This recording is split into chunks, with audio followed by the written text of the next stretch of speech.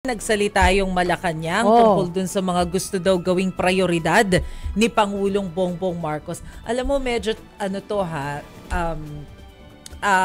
ang daming interpretation na naisip ko dito sa pahayag na ito.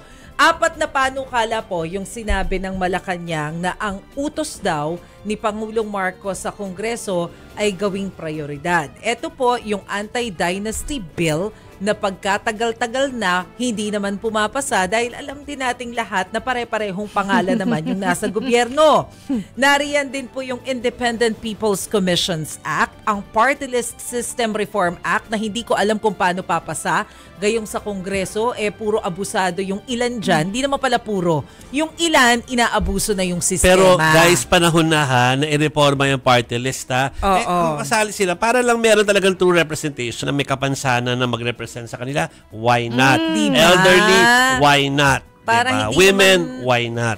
Kasi yung mga nagre-represent, parang wala namang kinalaman dyan sa sektor na yan. Ewan ko ba naman. Hindi ko pwede sa distrito, doon sa party list. At pang-4 po ay yung Cadena Act o yung Citizens Access and Disclosure of Expenditures for National Accountability. Pero lilinawin ko lang po, hindi po yan certified as urgent. Kasi pag sinabi natin na certified as urgent, may nilalagtawan na yun na proseso hindi ba? Kapag ka sa Congress or Senate. So, siguradong mabilis na maipapasa yung batas. Ito po, wala siyang certification from Malacanang. Nanawagan lang yung Malacanang sa lawmakers na gawin nyo siyang priority. So, at the end of the day, decision pa rin ng legislators kung mababilisin nila yung pagpasa o hindi. So, suggestion, soft call. Yes.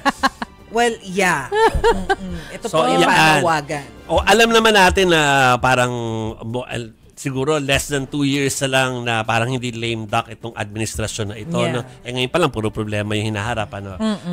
Balita ko nga, meron pa kayong reshuffle na naman ng kabinete. Ay, nabalitaan ko nga yung reshuffle na yan. Pero wala pang official. Wala pang official. Pero ito yung mga nabanggit doon, sila yung pinapag-guest ng mga panahon ng mga special coverage. So parang isip ko nga binibenta sila dati. So parang baka may ibig sabihin. Anyway, ang sa akin lang, siguro kahit forma yan, basta pag-usapan na natin na dapat maipasa yung mga yan, kahit sino pa nakaupo, dahil yan po ay talaga nakaka-apekto sa atin. Yung na yan. Ako rin, agree ako dyan. Kahit na hindi siya sinertify, mas maganda sana kung na-certify as urgent. Pero dahil hindi naman sinertify as urgent, napapanahon na talagang pag-usapan yan. Abay, alam naman nating maraming masyadong umaabuso sa atin. Hanggang kailan ba tayo papayag na abusuhin na lang yung mga sistemang ganyan? Iilan lang naman ang kinabang?